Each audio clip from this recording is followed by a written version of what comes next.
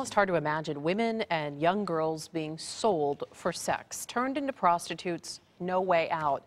And it's happening more than you might realize. In fact, that was the case during the Super Bowl last month. While so many of us were busy watching the game and the ads, researchers were monitoring some other ads on a sex-selling website in New York and New Jersey, along with Phoenix. What we really need is the world to recognize that 51 weeks of the year, sex trafficking is a problem in our community that we can show through the study. The volume is overwhelming. Lawmakers are working on several bills to find the people who are posting the actual ads. But while the study links sex trafficking to sporting events specifically, it highlights the everyday problem in our own backyard and all over the country. Only on ABC 15 tonight, Sarah Goldenberg spoke with one survivor here in the Valley. And Sarah, her story alone is just terrifying.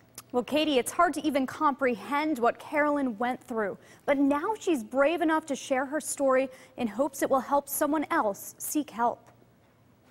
When Carolyn Jean Jones ran away from home as a teenager, her life changed forever. I traded my body for $100 at 15 years old, and that was a way to survive. She became a victim of human traffickers who prey on children and women who feel like they have nothing left. It's a situation where they feel trapped.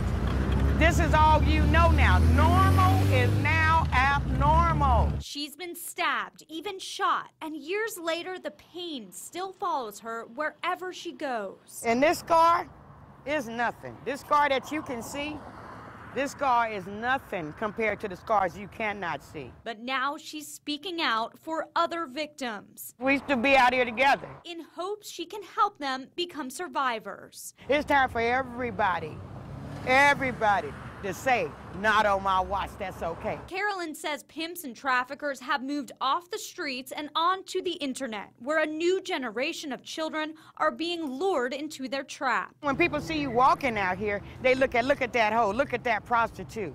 They don't see that broken little girl that was molested. They don't see that girl that was struggling. With a big event like the Super Bowl around the corner, all eyes are on the problem. But Carolyn says it's much bigger than that. But long after that Super Bowl leave here, this is going to be an issue. Then what we going to do? So she keeps reliving her past in hopes it will save someone else from so much pain. There was a time I walked these streets and didn't feel fit enough to live. But I found something I'm willing to die for.